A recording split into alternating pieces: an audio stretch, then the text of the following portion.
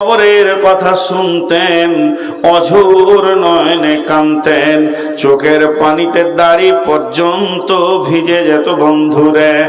এখন যদি একবার মদিনা যান তো গারকুল বাকি, যেটা মদিনার পূর্ব দিকে মসজিদে রয়েছে গোরস্থান, ওখানেই ওসমান আজও শুয়ে রয়েছে।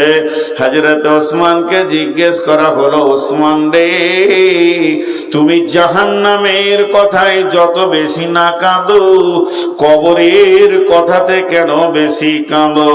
হযরত ওসমান বলেছিলেন, আল্লাহর নবী বলেছেন, কবর একটা জাহান্নামের টুকরো কিংবা জান্নাতের টুকরো কিংবা জাহান্নামের গর্ত।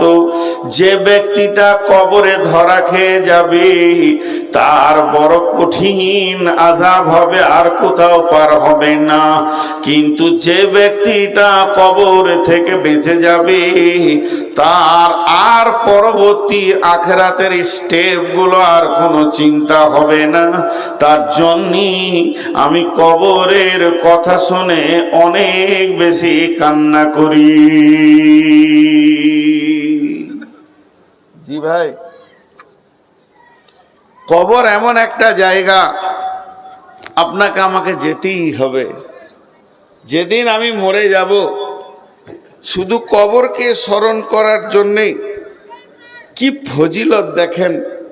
একটা জিনিস আমাদের বুঝে আসে না, কবরের গুরুত্বটা দিতে গিয়ে আল্লাহ রসুল কি সিস্টেম তৈরি করেছেন দেখেন। আচ্ছা, একটা মানুষ মারা গেল ইসলামপুরে, একটা মানুষ মরেছে, শুধু ওয়ান পিস মানুষ মরেছে। বিশ্বনবী ঘোষণা দিচ্ছে, ওই লোকটার জানাজায় যে যে যাবে সে শুধু জানাজা পড়ে পালিয়ে আসবে, বেশিক্ষণ থাকবে না। তাতে সে কি পাবে? তাতে সে এক উহুদ পাহাড় নেকি পাবে, এক উহুদ পাহাড়। আর যদি শেষ পর্যন্ত দাফন কাফন করে একদম কবর সেরে আসবে তো 2 উহুদ পাহাড় পাবে। কিরাতাইন, 2 উহুদ পাহাড়। উহুদ পাহাড়টা কত বড়?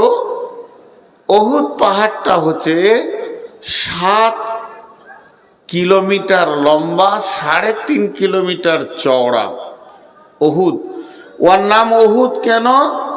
ওর সাথে কোনো পাহাড়ের জয়েন্ট নাই, ও একাই দাঁড়িয়ে আছে। আহাদ থেকে উহুদ, সেই উহুদ পাহাড় সমান নেকি হবে ওর। কে পাবে? যে জানাজা পড়তে যাবে। আজীব জিনিস, যে জানাজা পড়তে যাবে, আজীব জিনিস। আজীব জিনিস কেন বলছি?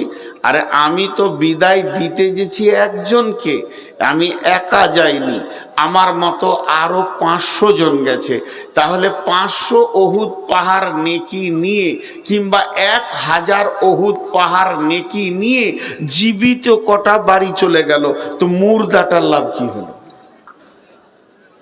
ভিড় জমিয়ে মুর্দাটার লাভ কি হলো? আমার প্রশ্নটা খালি বোঝার চেষ্টা করেন। যদি আল্লাহ রসুল বলতেন যে যটা লোক যাবে তো উহুদ পাহাড় নেকি ওই মুর্দাটা পাবে, তাহলে ভাড়া করে লোক আনতাম। আমার বাপ মরেছে, আমি 2-4 গাঁ ঘুরে ভাড়া করে লোক নিয়ে আসতাম। একটা লোকে 4টা লোকে ধরে নিয়ে গিয়ে ওকে জানাজা পড়ে দাফন করলে যা হবে, আর 1000 কেন 1 লাখ গেল তাই হবে। চলেন, লাভ একে কেন বেশি দিচ্ছে জীবিতকে? জীবিতর কি আছে ওখানে? বন্ধু একটু বুঝেন। আর একটা প্রশ্ন ছোট করে এর মাঝে করি। জানাজা বলেছে, তারপরে যে না হয় বুড়া মানুষকে রেখে নিলে, আর আমাদের 2 জনকে একজন মরছে, আওয়াজ আসছে, সূরা মুলকের আওয়াজ আসছে, সূরা ইয়াসিনের আওয়াজ আসছে।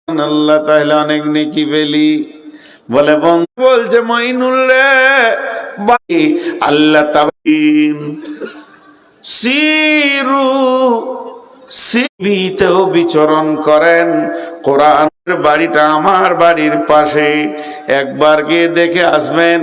সরকার তার কাছে হন, কোথাও যদি মায়ায় পড়েন, আম্মা জানায় রাতে উঠেছেন, উঠার পরে তিনি হাত মুখ কুচলি উজু টুজু নানি নানা দাদি দাদাকে মাতাহু মারবো, লাশ বানিয়ে তোদেরকে কবরে করলাম। সুম্মা সাবিলা ইয়াসারা, যে রাস্তা দিয়ে তুমি পৃথিবীতে এসেছো এটা সোনার দরজা নয়, বরং পেচ্ছাবের রাস্তা দিয়ে দুইবার বের হয়েছো। একবার বাপের পেচ্ছাবে,